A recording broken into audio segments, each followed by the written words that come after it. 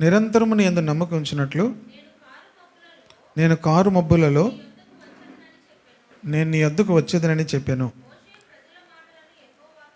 మోషే ప్రజల మాటలు యెహోవాతో చెప్పగా యెహోవా మోషేతో, నువ్వు ప్రజల యొద్దకు వెళ్ళి నేడును రేపును వారిని పరిశుద్ధపరపుము. వారు తమ బట్టలు ఉతుక్కొని మూడవ నాటికి సిద్ధంగా ఉండవలెను. మూడవ నాడు యెహోవా ప్రజలందరి కనులెదుట. ఇక్కడ దేవుడు 20 అధ్యాయంలో మనం చూస్తే 10 ఆజ్ఞలు అక్కడ ఇచ్చినట్లుగా మనం చూస్తాం. ప్రభు సీనాయి పర్వతం మీదకి దిగి వచ్చేటువంటి ఆ సమయంలో మోషేతో దేవుడు చెప్తున్నాడు ఏమనంటే, నేను ప్రజలందరి ఎదుట ఆ సీనాయి పర్వతం మీదకి నేను రాబోతున్నాను. అంతేకాదు ఆ సమయంలో నేను నీతో మాట్లాడేటువంటి విధానము, నేను నీకు ప్రత్యక్షమయ్యేటువంటి విధానమును బట్టి ప్రజలు నీ మాటలు నీ యందు నమ్మిక ఉంచేటట్లుగా కూడా నేను చేస్తాను అని చెప్తూ, ఈ ప్రజలు ఆ సమయానికి వాళ్ళందరూ కూడా పరిశుద్ధంగా ఉండాలి. వాళ్ళందరినీ కూడా నువ్వేం చేయాలి? పరిశుద్ధంగా ఉండాలి. కనుక వారందరిని నువ్వేం చేయి? నేడును రేపును వారిని పరిశుద్ధపరచు. వారు తమ బట్టలు ఉతుక్కొని మూడవ నాటికి సిద్ధంగా ఉండాలి. మూడవ నాడు ప్రజలందరి కనుల ఎదుట సీనాయి పర్వతం మీదకి నేను దిగి వస్తాను. ఈ సౌండ్ కొంచెం రీజన్ వస్తుంది. సీనాయి పర్వతం మీదకి నేను దిగి వస్తాను కనుక వాళ్ళందరినీ కూడా నువ్వు పరిశుద్ధపరచు. కనుక దేవుని వాళ్ళేం దగ్గరుండి ఏం చూడట్లేదు, దూరం నుండే చూస్తున్నారు. దూరం నుండి చూడాలనుకున్నప్పటికీ కూడా వాళ్ళు ఎలా ఉండాలట? పరిశుద్ధంగా ఉండాలి. వాళ్ళకి పరిశుద్ధి అంటే ఏంటో తెలియదు. అందుకే మోషేకి దేవుడు చెప్తున్నాడు, వెళ్ళి నువ్వు వారిని పరిశుద్ధపరచు అంటున్నాడు. చూడండి 12వ వచనం, ఇంకేం తగ్గించి కొంచెం. నీవు చుట్టూ ప్రజలకు మేరను ఏర్పరిచి దాని అంచును ముట్టవద్దు. భద్రం సుమి. మామూలుగా లేదు అక్కడ విషయం. నేను దిగొచ్చినప్పుడు ఈ పర్వతం చుట్టూ కూడా నువ్వేముంచాలి? మేరను అంటే అర్థం ఏంటి? కంచె, బౌండరీ. ఈ మేర దాటి వాళ్ళు రాకుండా దానికి నువ్వేం చేయాలి? ఒక మేర అని అంటారు కదా, ఈ మేర దాటి రాకూడదు. ఒక సరిహద్దు నిర్మించు. ఆ సరిహద్దు దాటి వాళ్ళు రాకూడదు. ఈ పర్వతము ఎవరు కూడా ఎక్కకూడదు, దాని అంచును కూడా ఎవరు ముట్టకూడదు. భద్రము సుమి, ఈ పర్వతం ముట్టు ప్రతి వానికి మరణశిక్ష విధింపబడేవాళ్ళు. ఇది చాలా కఠినంగా ఉంటుంది చదువుతుంటే. తర్వాత మాట ఇంకా కష్టంగా ఉంటాయి. 13వ వచనం చూడండి. ఎవడనూ చేతితో దానిని ముట్టకూడదు. ముట్టినవాడు రాళ్లతో కొట్టబడవలను లేక పొడవబడవలను. మనుష్యుడు కానీ మృగము కానీ బ్రతకకూడదు. బోరధ్వని చేయనప్పుడు వారు పర్వతం యొద్దకు రావాలను. చూడండి, ఎవరైనా దగ్గరికి వస్తే వాళ్ళని ఏం చేయాలట? ఎవడైనా చేత్తో పట్టుకుంటే రాళ్లతో కొట్టాలి, లేకపోతే పొడవబడాలి. మనుష్యుడు కానీ మృగము కానీ బ్రతకూడదు. ఇది చాలా కష్టంగా ఉంటుంది. వేరే చోట ఇది చాలా కఠినమైన మాట. వాళ్ళు ఆ మాటలను తట్టుకోలేక ఇక మేమేమి దేవుణ్ణి చూడలేము, దేవుని దగ్గరికి మేము రాలేము. దేవునికి మానవునికి అంత తేడా ఉంది అక్కడ. దాని అర్థం ఏంటంటే, దేవుడు ఎంతో పరిశుద్ధుడు, మానవుడు ఎంతో పతనం అయిపోయాడు. మానవుల్ని దేవుడు ప్రేమిస్తున్నప్పటికీ కూడా మానవుడు చాలా పతనావస్థలో ఉన్నాడు. ఇది ఒక సామాన్య మనసుతో మనం చదివామనుకోండి, ఏంటి మరీ దేవుడు అలా మాట్లాడుతున్నాడు అనిపిస్తుంది. మరీ దేవుడు అంత కఠినముగా మాట్లాడుతున్నాడు ఏంటి అనిపిస్తుంది.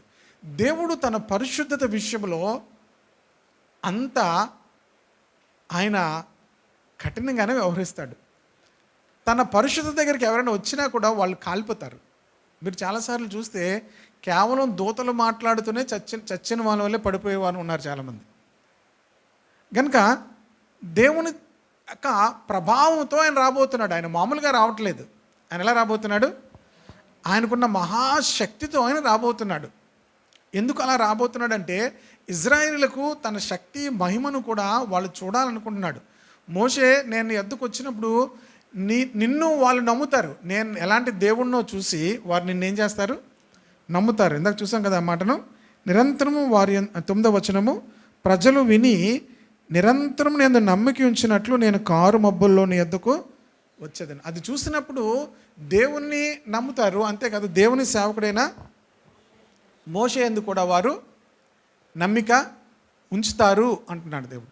కనుక చాలా చోట్ల ఉంటాయి ఇలాంటి మాటలు. మీరు ఇంకొన్ని అధ్యాయాల్లో మనం చూస్తే మోషేను కూడా దేవుడు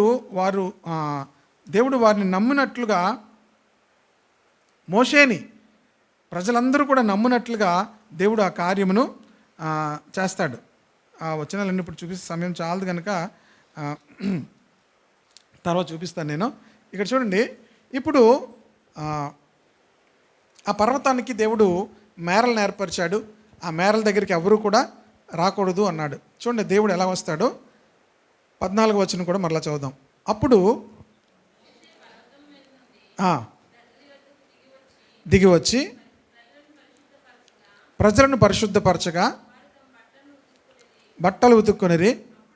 అప్పుడు అతడు 3వ నాటికి సిద్ధముగా నుండి ఏ పురుషుడు స్త్రీని చేరకూడదని చెప్పాను. చూడండి, వాళ్ళకి కొన్ని నియమాలు చెప్తున్నాడు. ఇలాంటి మాట 3వ నాటికి అనే మాటకి పరిశుద్ధంగా మీరు ఉండాలి, నేను రాబోతున్నాను చెప్తాడు కదా. ఈ యెహోషువ గ్రంథంలో కూడా 3వ అధ్యాయంలో యెహోషువ మరి ఆ యొక్క యెరికో పట్టణాన్ని, ఆ యొర్దాన్ని దాటక మునుపు, యొర్దాన్ని దాటి యెరికో పట్టణానికి వెళ్ళక మునుపు 3వ అధ్యాయం చూడండి, యెహోషువ గ్రంథంలో కూడా ఇలాంటి మాటే మనం చూస్తాం. 5వ వచనం, మరియు యెహోషువ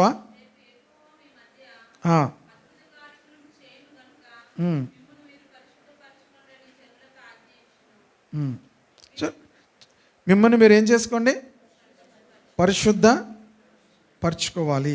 రేపు యెహోవా మీ మధ్య అద్భుత కార్యములు చేయను గనక మిమ్మల్ని మీరు పరిశుద్ధ పరచుకోండి.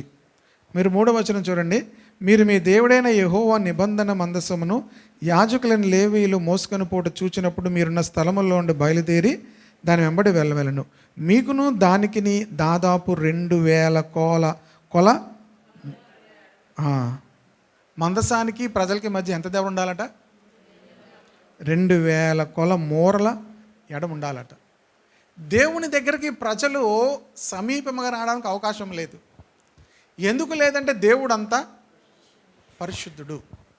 దేవుని పరిశుద్ధత దగ్గరికి మనుషులు వస్తే చచ్చిపోవడం కాదు, పాపం వస్తే కాలిపోద్ది. అది అక్కడ మనుషులో ఏముంది, పాపం ఉంది. అంత ఘోరమైనటువంటి పాపం ఉంది కనుక దేవుడు మనుషులను తన దగ్గరికి ఏం చేయలేకపోతున్నాడు. దేవుడు మనుషులను చాలా ప్రేమిస్తున్నాడు. దేవుడు మనుషులను చాలా ప్రేమిస్తాడు. రేపు కొన్ని విషయాలు చెప్తాను. దేవుడు చాలా ప్రేమిస్తున్నాడు, కానీ వారిలో ఉన్నటువంటి పాపము దేవునికి దగ్గరగా వారు రాలేకుండా అడ్డగించబడుతున్నారు. కనుక దేవునికి వారికి మధ్యలో, అక్కడ అంటున్నాడు మందసానికి మనుషులకి మధ్యలో ఎంత ఉండాలి, 2000 మూరలు దూరంలో ఉండాలట, దగ్గరికి రాకూడదు. అది కూడా ఆ 2000 మూరల దగ్గరికి రావడానికి కూడా ఏం చేసుకోవాలట, రేపు దేవుడు అద్భుతం చేయబోతున్నాడు కనుక మిమ్మల్ని మీరు ఏం చేసుకోండి, పరిశుద్ధపరచుకోండి. కనుక ఇక్కడ కూడా అదే అంటున్నాడు, మిమ్మల్ని మీరు పరిశుద్ధపరచుకోండి అని, మీరు బట్టలు తుక్కోవాలి, ఎలాగ మీరు జీవించాలి, ఎలాగ పవిత్రంగా ఉండాలి, ఇవన్నీ విషయాలు కూడా చెప్తున్నాడు. మరలా నిర్గమాకాండం 19వ అధ్యాయము 16వ వచనం, 3వ నాడు ఉదయమైనప్పుడు ఆ పర్వతం మీద ఉరుములు, మెరుపులు, సాంద్రమేఘము. చూడండి, దేవుడు దిగి వస్తుంటే ఏం కలుగుతున్నాయట, ఉదయమైనప్పుడు ఆ పర్వతం మీద ఉరుములు వచ్చాయట, మెరుపులు వచ్చాయట, సాంద్రమేఘము, బోర యొక్క మహాధ్వనియు కలుగగా పాలెంలోని ప్రజలందరూ వణికిరి. దేవుని ఎదుర్కొన్నట్టుకు మోసే పాలెంలో నుండి ప్రజలను అవతలకు రప్పింపగా వారు పర్వతం దిగున నిలిచిరి. యెహోవా అగ్నితో సీనాయి పర్వతం మీదకి దిగి వచ్చినందున అదంతయు ధూమమయమై ఉండెను. దాని ధూమము కొలిమి ధూమం వలె లేచెను. పర్వతం అంతయు మిక్కిలి కంపించిన ఆ బోరధ్వని అంతకంతకు బిగ్గరగా మ్రోగెను. మోషే మాట్లాడుచుండగా దేవుడు కంఠస్వరము చేత అతనికి. మీరు ఇవన్నీ చూస్తే దేవుడు వస్తుంటే ఏమవుతుందట అక్కడ? పర్వతం మీద ఏం కలుగుతున్నాయి? ఉరుములు, ఇంకా మెరుపులు, సాంద్రమేఘము, బోర యొక్క మహాధ్వని. ఇంకేమొస్తుంది? 16-18 వచనం. అగ్నితో ఆయన దిగి వస్తుంటే అదంతా ధూమమయమైపోయిందట. ఆ ధూమం కొలిమి ధూమం వల్లే ఉందట. పర్వతం అంతా మిక్కిలి కంపించింది, ఆ బోరధ్వని అంతకంతకు బిగ్గరగా. ఇవన్నీ చూస్తుంటే మీకు ఏం గుర్తొస్తుంది చెప్పండి? ఇవన్నీ చూస్తుంటే మీకేం గుర్తొచ్చింది? మీరందరూ చాలా పరిశుద్ధులు. నేను అంత పరిశుద్ధంగా లేనేమో అనిపించింది ఇప్పుడు మీరు చెప్పిన మాటను బట్టి. మీరు చాలా పరిశుద్ధంగా ఉన్నారు. సినిమా యాక్టర్లో హీరో వస్తున్నప్పుడు ఏమవుతుంది తెలుసా? మీరు ఎప్పుడైనా చూడండి, హీరో వస్తున్నప్పుడు ఏమవుతుంది? మీరు చాలా పరిశుద్ధంగా ఆలోచించారు. నేను అంత పరిశుద్ధంగా చెప్పట్లేదు కదా. అయ్యో పాస్ గారు, మేము ఎంతో పరిశుద్ధంగా దేవుడు రాకడ కోసం ఆలోచిస్తుంటే మీరేం సినిమా యాక్టర్ అంటున్నారండి. నేను ఎందుకు చెప్తున్నానంటే, సాతానుడు సమస్తమును కూడా కాపీ చేస్తాడు. సమస్తం దేవుడు ఎలా ఉన్నాడో దేవునిలాగా వాడన్నీ కూడా. అసలు హీరో వస్తున్నప్పుడు ఎందుకు బోర్లు ఓదాలి, లేకపోతే పెద్ద ఉరుములు వచ్చినట్టు ఆ ఉరుముల్లో ఆ మెరుపుల్లో ఎందుకు కనబడాలి? ఎవడు కాపీ చేస్తున్నాడు ఇదంతా? సాతానుడు. దేవునికి ఇవ్వవలసినటువంటి ఆ ఘనత, దేవుని స్థానములో మనుషుల్ని పెట్టి వాడుకున్నదంతా ఏంటంటే, దేవుని స్థానాన్ని మనుషులు ఏం చేయాలి? ఆక్రమించాలి. మొదటి నుంచి అదే కదా. మొదటి పాపం కూడా ఏం చేశాడు? మీరు కూడా దేవుళ్ళలాగా అయిపోతారు. అంటే దేవుని స్థానంలో, అంటే దేవునికి ఎవరిని వ్యతిరేకం చేశాడు? మనుషులు కాదు, మంచిగా చెప్పండి. ఇంకా తన సొంత బిడ్డల్ని చేశాడు. తన చేతితో నిర్మించుకొని తను ఎంతగానో ప్రేమించేటువంటి మనుషులను దేవునికి వ్యతిరేకముగా చేసేసాడు. ఎలా చేశాడంటే, దేవుని వలే వాళ్ళు ఉండేటట్టుగా, దేవుని వలే పూజింపబడేటట్టుగా, దేవుని వలే కొనియాడబడేటట్టుగా.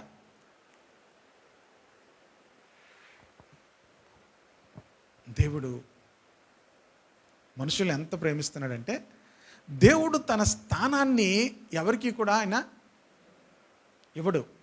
ఆయన పరిశుద్ధుడు. ఆయన రోషము కలిగిన దేవుడు. కనుక దేవునికి ఉన్నటువంటి ఆ సాతానికి కోపం కూడా ఏంటంటే, వాడు కూడా ఆ స్థానంలోనికి వెళ్ళాలనుకున్నాడు. వాడు కూడా ఎక్కడికి వెళ్ళాలనుకున్నాడు? ఆ దేవుని సింహాసనం మీద కూర్చోవడానికి నాకేం తక్కువ అనుకున్నాడు. అంతే, నాకు ఏం తక్కువ? దేవునికి నాకు మధ్యలో ఎందుకు అలాగ అనుకుని ఉంటాడంటే, అన్నీ ఎవరు చేస్తున్నారు? వీడే చేస్తున్నాడు. లూసిఫర్, ఆర్చేంజల్ అన్నీ కూడా ఏం చేస్తున్నాడు? ప్రధాన దూతగా ఉండి అన్నీ వాడే చేస్తున్నాడు. ఇప్పుడు ఏమనుకున్నాడు? చాలాసార్లు మీరు చూడండి, ఒక పెద్ద కుక్ ఉన్నాడు అనుకోండి. కుక్కు వాడు ఏం చేయడు? అంతా వండడు, మధ్య మధ్యలో చేస్తాడు. ఈ అసిస్టెంట్లు అందరూ చూసి ఏం చేస్తారు తెలుసా? వాళ్ళకి అన్నీ అంతా వేసేది మేమే. డబ్బులు ఎవరికి ఇస్తున్నారు? మొత్తం అంతా ఆడికిస్తున్నారు. కనుక నెమ్మదిగా ఏం చేస్తారు వీళ్ళు? నెమ్మదిగా సైడ్ కాదు, వీళ్ళు కూడా ఏం చేస్తారు? బేరాలు ఏమైనా వచ్చాయనుకోండి, ఎందుకు మేము వండేస్తాం, ఆర్డర్ ఏదో మాకు ఇచ్చేయండి, ఆయనకి కూడా ఎందుకు? అసలు ఉండేదంతా ఒక్కోసారి ఆయన రాడు, చేసేదంతా ఎవరు? మేము. కనుక ఆర్డర్ ఏం చేస్తారు? తీసుకొని వెళ్ళు. ఇప్పుడు సాతానుకు కూడా ఈ ఆలోచన వచ్చింది. ఏంటి? అంతా చేసేది ఎవరు? ఆ సింహాసనం మీద కూర్చోవడం తప్ప మిగతాదంతా నేనే. కానీ ఎవరిని ఆరాధిస్తున్నారు? అలా అనుకోగానే దేవుడు ఏం చేశాడు? అక్కడి నుంచి కిందకు. కనుక ఇప్పుడు తనను తోసేశాడు. ఇప్పుడు తన చేతులతో చేసిన వారిని ఏం చేస్తాడు దేవుడు? అది అన్నమాట వాడు కుయుక్తి. నన్నైతే తోసేసావు, ఇప్పుడు ఎవరిని తోసేలేవు? ఇప్పుడు నీ పిల్లల్నే నేనేం చేస్తాను, నీ స్థానం ఆక్రమించుకునేటట్టుగా, నీ మహిమను దొంగిలించుకునేటట్టుగా, నీ యొక్క పరిశుద్ధతను దొంగిలించేటట్లుగా నేనేం చేస్తాను, వాళ్ళని రేపుతానని చెప్పి మానవులను దేవుని మీదకి ఏం చేస్తాడంటే, దేవుణ్ణి సాతానుడు ఏమీ చేయలేడు. ఈ విషయం ఎప్పుడు గుర్తుంచుకోవాలి. దేవుని సాతానుడు ఏమీ చేయలేడు, ఎదురుగా కూడా నిలబడలేడు. ఎవరిని ఇప్పుడు ఉసుకుతున్నాడు? దేవుడు మానవుల్ని ఏమీ చేయలేకపోతాడు. ఎందుకు? అంతగా ప్రేమిస్తున్నాడు గనక. ఇది మీకు అర్థం అవ్వాలంటే కేవలం మన పిల్లల గురించి మీరు కనెక్ట్ అవుతే అర్థమైపోద్ది. వాళ్ళు ఎలాగున్నా మనం ఏం చేస్తాం, ఎంత కోపం వచ్చినా ఏం చేస్తాం, మళ్ళా ప్రేమిస్తూనే ఉంటాం. అలాగే దేవుని ప్రేమ కూడా మానవుల పట్ల అలాగే ఉంది. కనుక సాతానుడు ఏం చేస్తాడంటే మరింతగా మానవుల్ని వికృతమైనటువంటి పనులు చేస్తూ వారిని దేవునికి వ్యతిరేకముగా వారిని రేపుతూ వారిని ఏమీ చేయలేకపోతుంటాడు దేవుడు. కనుక అలాగా వీరిని ఇంకా రెచ్చగొట్టి ఇప్పుడు నన్నేది అలా చేసావు, ఇప్పుడు వీళ్ళని ఏం చేస్తూ ఉంటాడు అనమాట. వీళ్ళని ఏం చేస్తావు? అలాంటి వ్యక్తి సాతానుడు. ఇప్పుడు ఈ మాట ఎందుకు చెప్పానంటే, ఇవన్నీ కూడా దేవుడు వచ్చేటప్పుడు దూతలు, ఉరుములు, మెరుపులు ఇవన్నీ కూడా దేవుడు వచ్చేటప్పుడు జరిగి ఇప్పుడు ఆర్టిఫిషియల్గా ఏం చేస్తున్నారు? ఎవరు వచ్చినప్పుడు? హీరోస్ వచ్చినప్పుడు, లేకపోతే సెలబ్రిటీస్ వచ్చినప్పుడు ఏం చేస్తారు? ఓ శబ్దం, గోల, ఇవన్నీ కూడా కాపీ అన్నమాట. అర్థమవుతుంది కదా? మీకు అది అర్థం అవ్వాలని చెప్పారనమాట. దేవుడు అర్థమైందా? సాతాను చేసే కాపీ అనమాట ఇదంతా కూడా.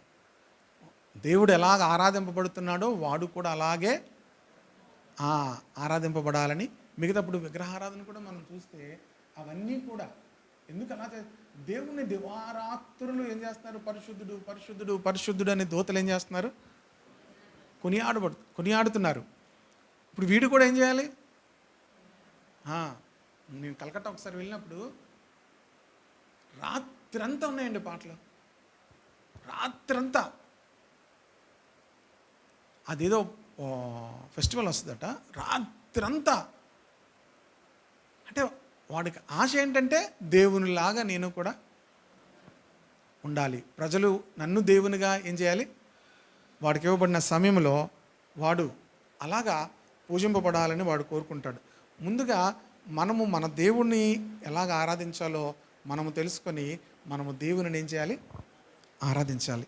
కనుక ఇక్కడ దేవుడు ఎలా వచ్చాడంటే ఆయనకున్నటువంటి మహాప్రభావంతో ఆయన వచ్చాడు. 18వ వచనం, యెహోవా అగ్నితో సీనాయి పర్వతం మీదకి దిగి వచ్చినందున. ఇంతకుముందు ఆయన ఎక్కడ కూడా అలా రాలే. ఇంతకుముందు ఎక్కడ కూడా కొత్త నిబంధనలో కూడా ఎబ్రీ పత్రిక 12వ అధ్యాయం చివరి మాటలు ఏముంటుందంటే, మన దేవుడు దహించు అగ్ని అయి ఉన్నాడు అని ఉంటుంది. మన దేవుడు దహించు అగ్ని అయి ఉన్నాడు. కనుక దేవుడు ఎలాంటి వాడు అనేది పాత నిబంధనలో కదా, కొత్త నిబంధనలో కూడా అదే చెప్తుంది. దేవుడు ఎలాంటి వాడు? దహించు అగ్ని అయి ఉన్నాడు. అలాంటి ప్రభావంతో ఆయన ఆ యొక్క సినాయి పర్వతం మీదకి ఆయన దిగి వచ్చాడు. సినాయి పర్వతం మీదకి ఆయన ఏమయ్యాడు? దిగి వచ్చాడు. ఆ దిగి వచ్చినటువంటి సమయంలో అక్కడ పర్వతం మిక్కిలి కంపించిపోయిందంట. కంపించిపోయింది. బోరధ్వని అంతకంతకు బిగ్గరగా మ్రోగెను. ఇది డబ్బులు ఇచ్చుకొని ఎవరో చేయించట్లేదు. దేవుని యొక్క దూతలు ఆయన వస్తుంటే అంత గంభీరముతో దేవుడిని ఏం చేస్తున్నారు? గణపరుస్తూ వాళ్ళు ఏం చేస్తున్నారట? ఆ బోరలు ఊతున్నారు. యెహోవా సీనాయి పర్వతం మీదకి, అనగా 20వ వచనము, ఆ పర్వత శిఖరం మీదకి దిగి వచ్చాను. యెహోవా పర్వత శిఖరం మీదకి రమ్మని మోషేని పిలువగా మోషే ఎక్కిపోయాను. మోషే దేవునితో చాలా సమీపముగా ఉండడానికి గల కారణం ఏంటో తెలుసా? మొట్టమొదటిగా ఎక్కడ చూశాడు మోషే దేవుణ్ణి? 3వ అధ్యాయంలో మనం చూస్తాం. నిర్గమాకాండము చూడండి, 3వ అధ్యాయంలో మనకు కనిపిస్తుంది. హోరేబు, ఈ రెండు ఒకటే పర్వతాలు. మోషే మిద్యాను యాజకుడైన ఇత్రోను తన మామ మందను మేపుచు ఆ మందను అరణ్యము అవతలకు తోలుకొని దేవుని పర్వతమైన హోరేబునకు వచ్చెను. ఒక పొద నడిమిని అగ్నిజ్వాలల్లో యెహోవా దూత అతనికి ప్రత్యక్షమాయెను. అతడు చూచినప్పుడు అగ్ని వలన ఆ పొద మండుచుండెను, గాని పొద కాలిపోలేదు. అప్పుడు మోషే ఆ పొద ఎలా కాలిపోలేదో నేను ఆ తట్టు వెళ్ళి ఆ గొప్ప వింత చూసేదని అనుకున్నాను. దానిని చూచుటకు అతడు ఆ తట్టు వచ్చుట యెహోవా చూచెను. చాలా జాగ్రత్తగా చూడండి. అక్కడ ముందేమన్నాడు? యెహోవా దూత అన్నాడు. ఇక్కడేమంటున్నాడు? యెహోవా అంటున్నాడు. పాత నిబంధన చదువుతున్నప్పుడు యెహోవా దూత అన్నప్పుడు మీరు యేసుక్రీస్తు అని ఖచ్చితంగా అనుకోవచ్చు. ఓకేనా?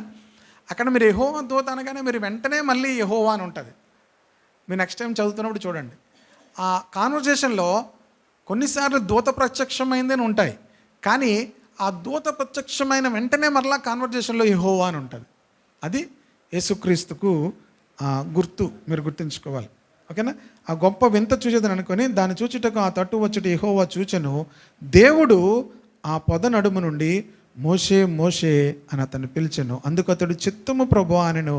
అందుకు ఆయన దగ్గరకు రావద్దు, నీ పాదము నుండి నీ చెప్పులు విడువము, నీవు నిలిచి ఉన్న స్థలము పరిశుద్ధ ప్రదేశము.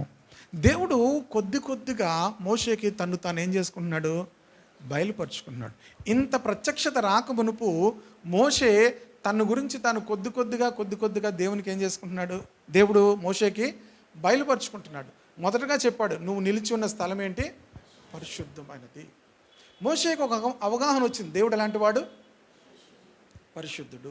కనుక మోషే తను కూడా దేవుణ్ణి కలుసుకోవాలి అంటే పరిశుద్ధంగా ఉండాలని ఒక విషయం తనకు అర్థమైపోయింది. ఇశ్రాయేలుకి ఇంకా ఏమవలేదు, దేవుడు అంటే తెలియదు. వాళ్ళు విమోచింపబడ్డారు కానీ దేవుని గురించి వాళ్ళకి ఏం తెలియదు. వాళ్ళు రక్షించబడ్డారు ఐగుప్తులోంచి, కానీ దేవుని గురించి సరైన అవగాహన లేదు. వారికి పరిశుద్ధత అంటే ఏంటో తెలియదు. వారు నువ్వే పరిశుద్ధపరచు, వాళ్ళకి ఎలా పరిశుద్ధపరచుకో వాళ్ళకు కూడా వాళ్ళకి తెలియదు. కనుక కొద్దిగా దేవుడు ఏం చేశాడు? బయలుపరచుకున్నాడు. ఇంతకుముందు కూడా ఆ మాట మనం చూసాం. 6వ అధ్యాయం చూడండి.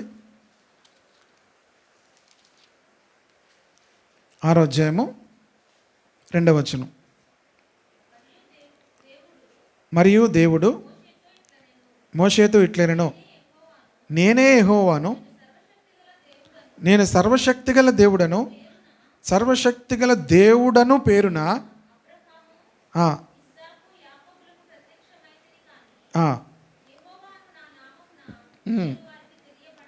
చూడండి, ఇక్కడ దేవుడు మోషేకి మరింత ప్రత్యక్షతను ఇస్తున్నాడు.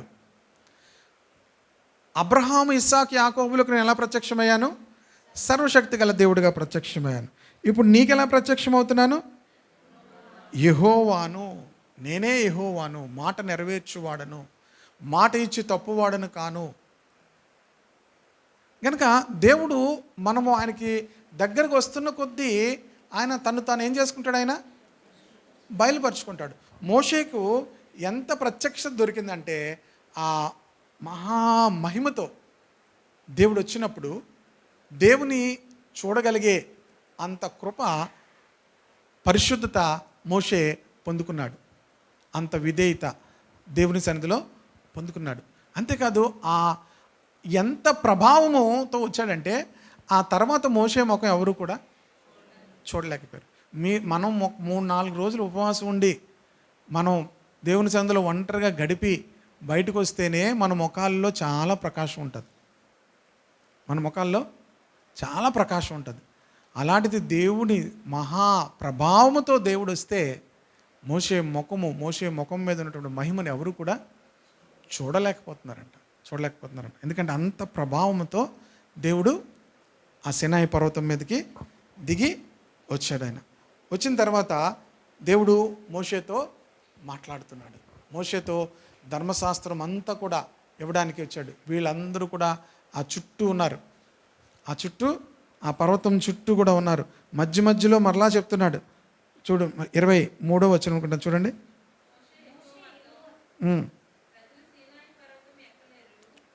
మీరు 22 కూడా చూడండి.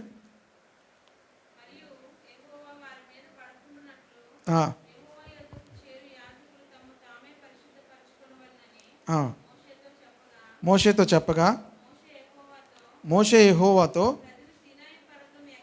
ప్రజలు సినాయి పర్వతం ఎక్కలేరు. ఆ.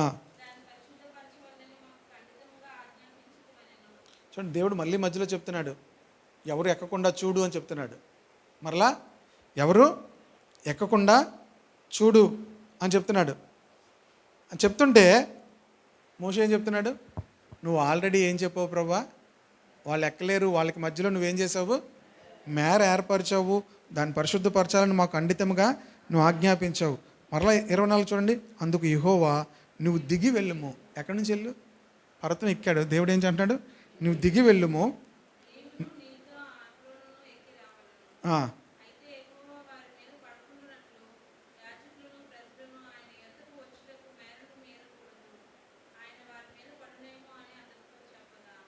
మరలా చెప్తున్నాడు దేవుడు, నువ్వు దిగి వెళ్ళి మరలా చెప్పు.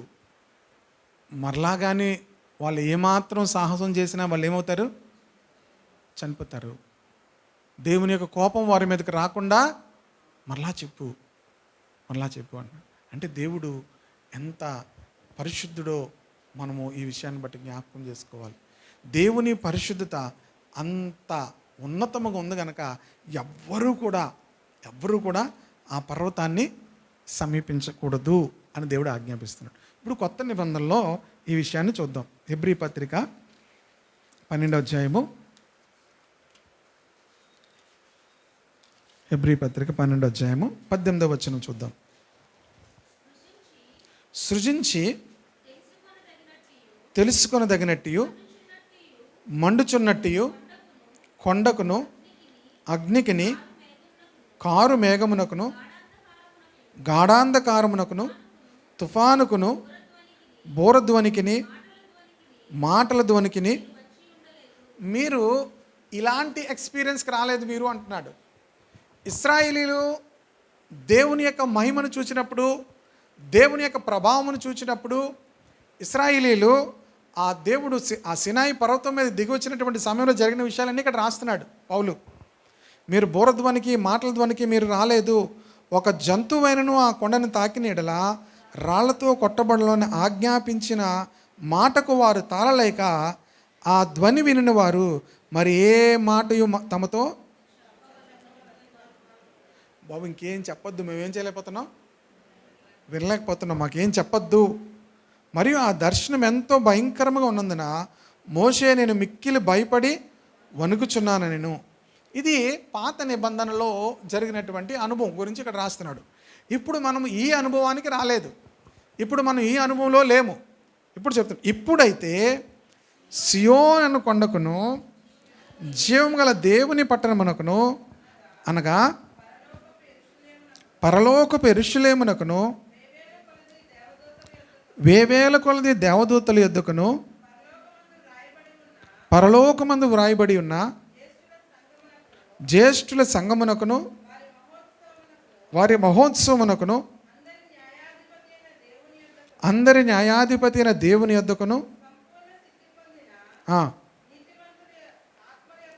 నీతిమంతుల ఆత్మల యొద్దకును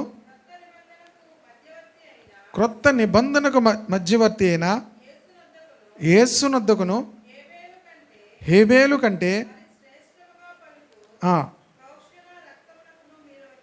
ఇప్పుడు మనం ఎక్కడికి వచ్చాము, ఎలా వచ్చాము అంటే, మనం ఇప్పుడు సినాయి పర్వతం దగ్గర రావట్లేదు, మనం సియోను పర్వతంలోకి వస్తున్నాం. హల్లెలూయా. సినాయి పర్వతం దగ్గరికి వాళ్ళకి రావడానికి వాళ్ళకి ఏం లేదు, అర్హత లేదు. వాళ్ళు భయపడిపోతున్నారు ఆ మాటలు విని. ఆ మాటలు విని వాళ్ళు ఏమవుతున్నారు, మాకు ఇంకేం మాటలు చెప్పొద్దు. మోషే కూడా ఆ దర్శనాన్ని చూసి ఆయన ఏమయ్యాడట, మిక్కిలి భయపడి వణుకుచున్నాడు అట. కనుక ఇప్పుడైతే మీరు సియోను కొండకు వచ్చారు, జీవము గల దేవుని పట్టణానికి దేవుడు మనల్ని పిలిచాడు. ఇవన్నీ ఎలా జరిగాయంటే కొత్త నిబంధనకు మధ్యవర్తి అయిన ఉంది అక్కడ, కొత్త నిబంధనకు యేసుక్రీస్తు మధ్యవర్తిగా వచ్చాడు. హల్లెలూయా. ఇరాన్ అమెరికా ఇద్దరు కలుసుకోలేరు, కలుసుకుంటే ఏమవుద్ది,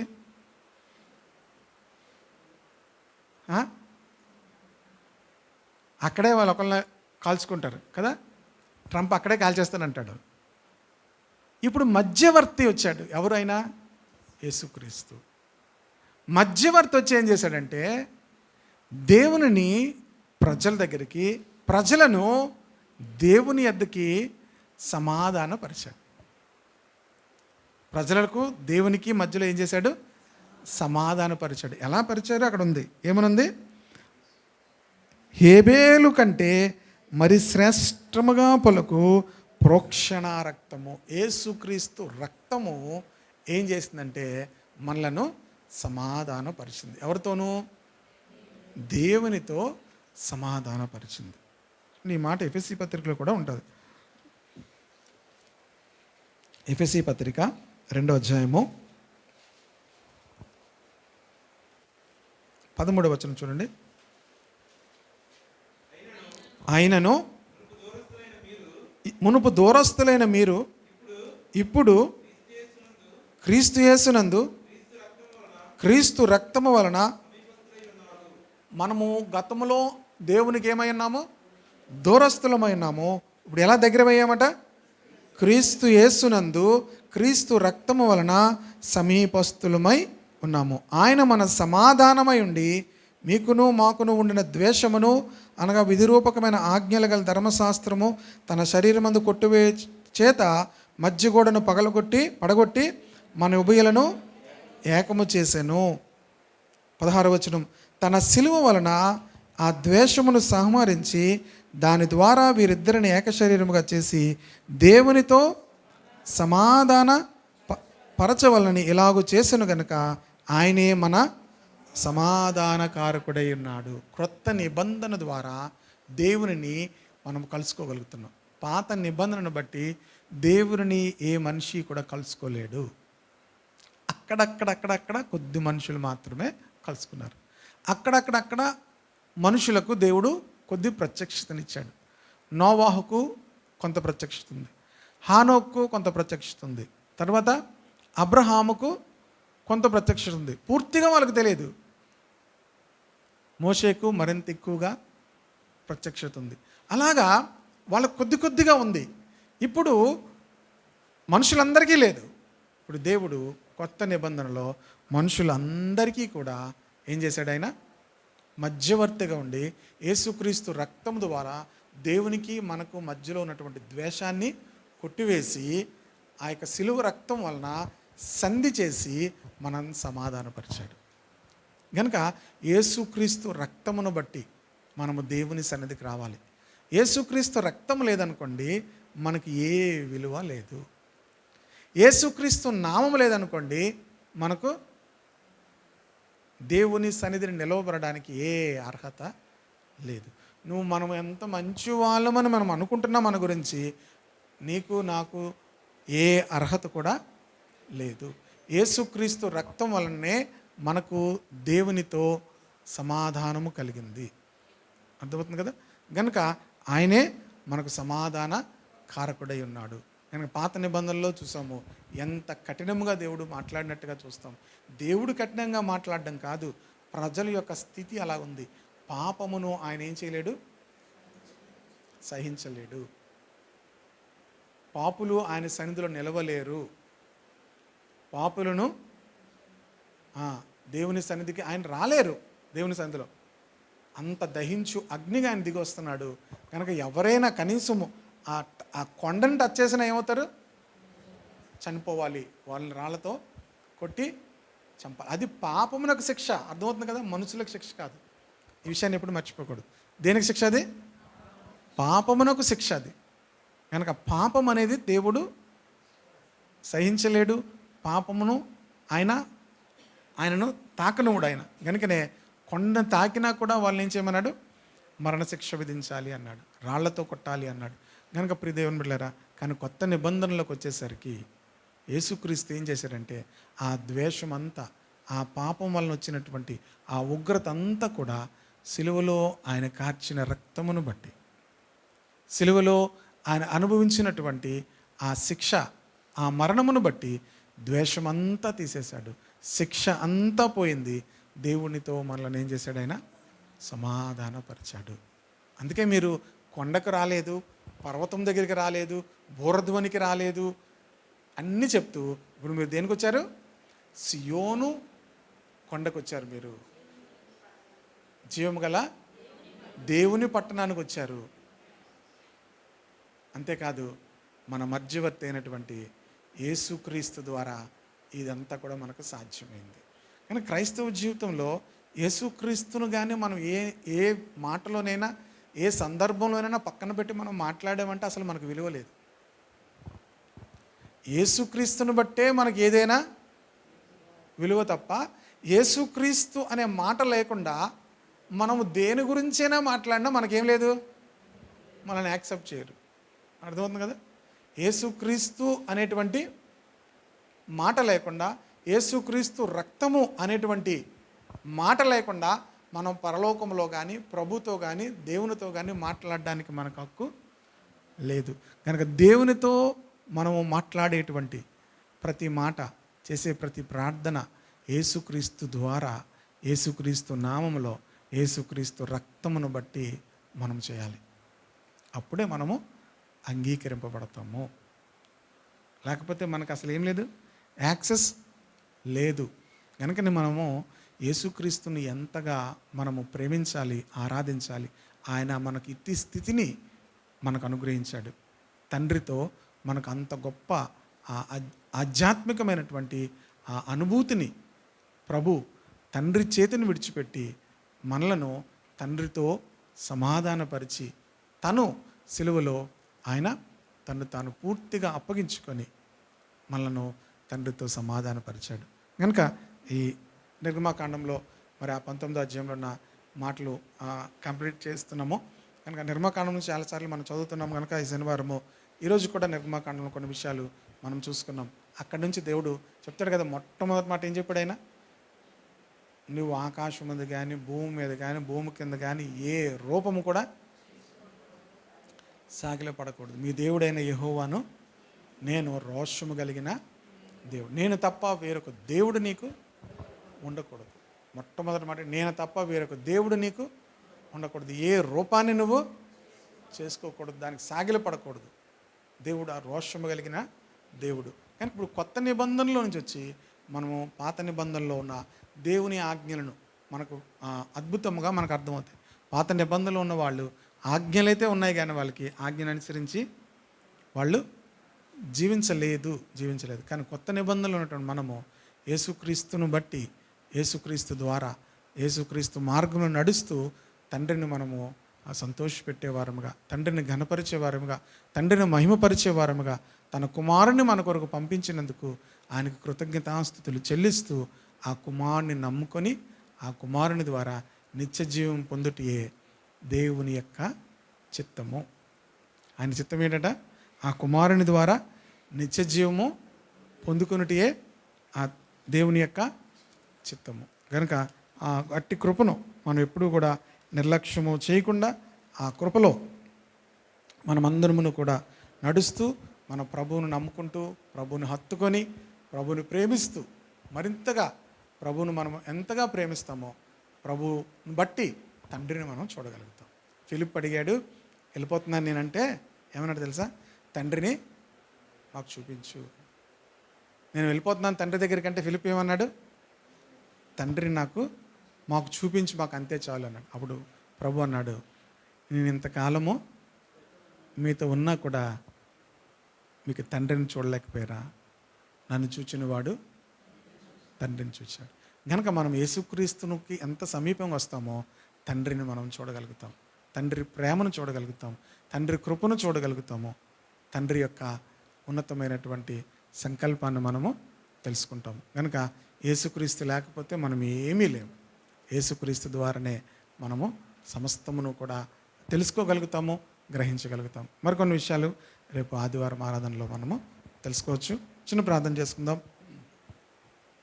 మన ప్రభువుని బట్టి మనం అందరం నోరు విప్పి దేవునికి కృతజ్ఞతలు చెల్లిద్దాము. తండ్రి, యేసుక్రీస్తును బట్టి మీకు వందనాలు చెల్లిస్తున్నాం ప్రభా. యేసుక్రీస్తు రక్తమును బట్టి వందనాలు చెల్లిస్తున్నాం. యేసుక్రీస్తు నామాన్ని బట్టి వందనాలు చెల్లిస్తున్నాం ప్రభా.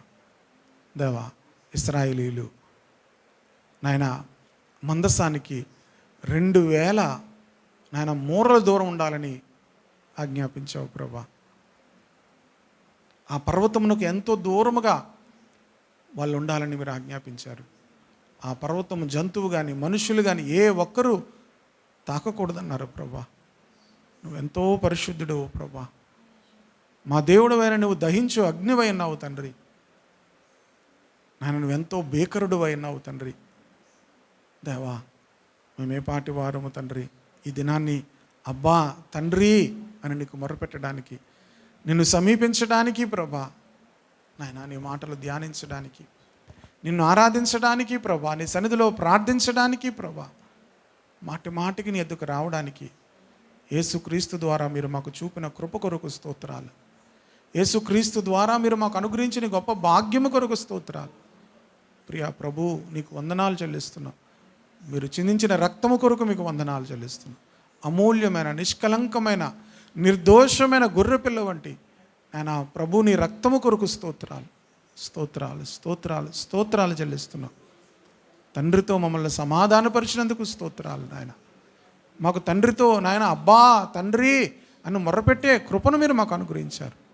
కుమారుని ఆత్మ మాకు అనుగ్రహించారు. నీకు వందనాలు దేవా. యేసుక్రీస్తు నామమును నమ్ముకొని, యేసుక్రీస్తు నామమును ఆరాధిస్తూ, యేసుక్రీస్తు నామమును పూజిస్తూ ప్రభా నిరంతరము నాయన నీ సన్నిధిలో మేము కొనసాగే కృప మాకు దయచేయమని మహిమ, ఘనత, ప్రభావాలు మీ ఒక్కరికి ఆరోపిస్తూ వచ్చిన బిడ్డలందరినీ కూడా యేసు నామములో దీవించండి. వారు మరింతగా ప్రభువును ప్రేమిస్తూ, మరింతగా తండ్రికి సమీపిస్తూ ప్రభా ఆయన తండ్రి ప్రేమను అనుభవిస్తూ, తండ్రి ప్రేమలో అందరూ వర్ధిల్లాలని ప్రార్థిస్తూ నాయన నీకే మహిమ, ఘనత, ప్రభావాలు చెల్లిస్తూ యేసు నామములో ప్రార్థిస్తూ రేపు ఆరాధనలో కూడా ప్రభా మేమందరము పరలోకపు సన్నిధిని అనుభవిస్తూ మా తండ్రిని మేము సమీపిస్తూ మా తండ్రిని మేము ఆరాధించుటకు సహాయం చేయండి. నీకే మహిమ, ఘనత, ప్రభావం చెల్లించి యేసు నామములో ప్రార్థిస్తున్నాను తండ్రి. ఆమేన్, ఆమేన్.